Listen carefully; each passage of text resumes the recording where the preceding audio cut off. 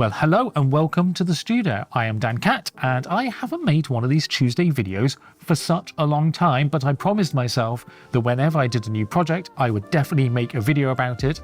And the project I want to talk about today is Preseed. And the outputs of Preseed look a little bit like this over here, where there should be a whole bunch of them playing if I've got my editing right. Okay, so let's go back to one of my previous projects on fxhash that was called YYYseed. Now, it was the first mintable params project on fxhash, and params means we gave the collector access to all of these different settings that change the design. And they can just keep changing them, and we're going to randomize them here. But what I wanted to do was give the creator, the collector, more control over the output, and there was no way to do it in this first iteration of fxhash. But there is a seed down here that you can type whatever you want into that I was going to use, but whenever you randomize this, the code changes this seed.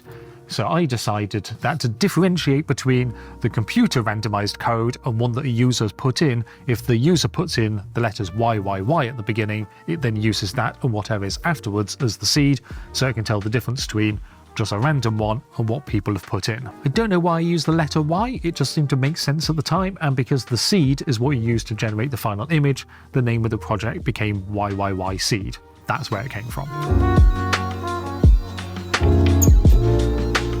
So very early on in the development of the code, I sort of worked on the basic building blocks, the corners and the straight lines. They started off these solid shapes, and then they became these like vertical and horizontal lines, thin lines, plottable lines, joining them.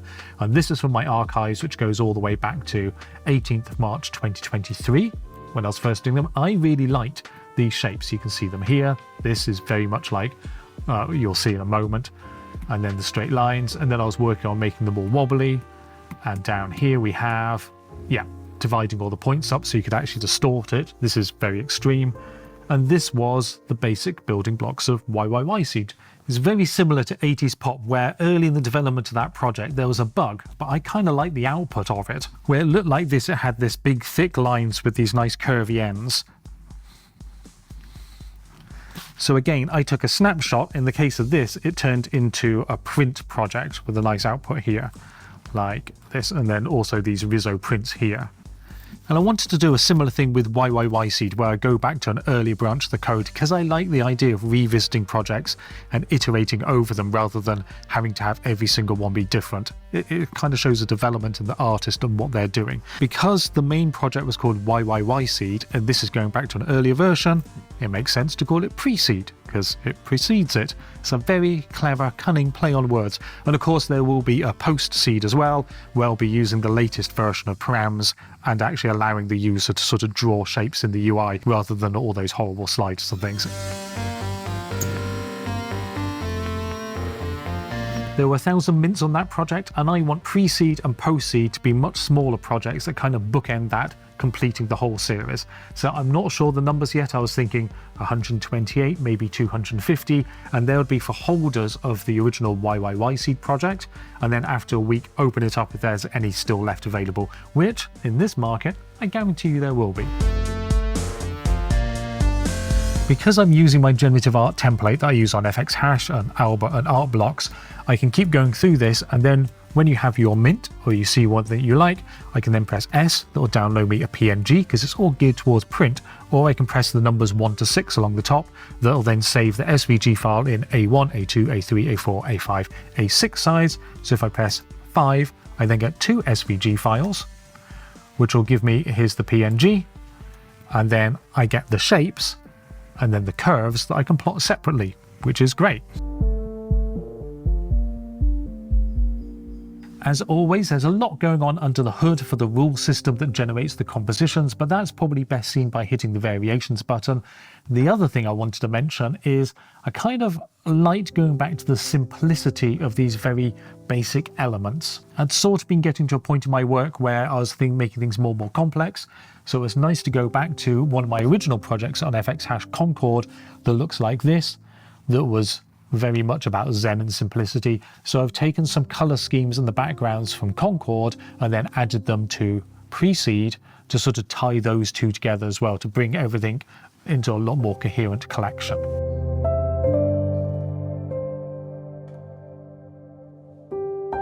Anyway, I thought it'd be fun to give you a quick overview of the project. It's not an in-depth technical one, mainly because some of the code is a little bit of a mess.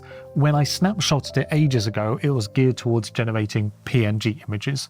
And then because I've been working on the zine project recently, I want to have it as a page in the zine.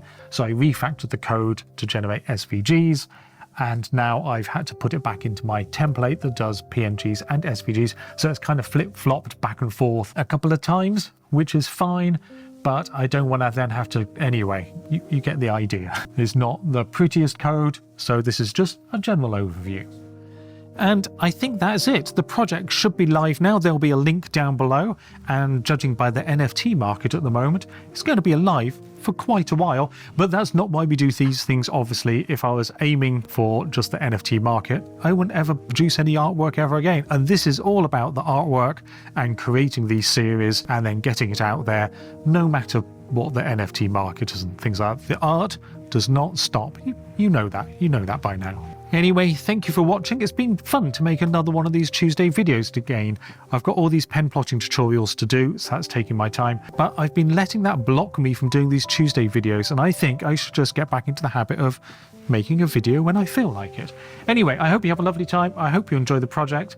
And even if you don't get one, they should be appearing, maybe out-of-band versions, in a zine near you soon, once I get all that sorted out. Okay, see you later. Bye.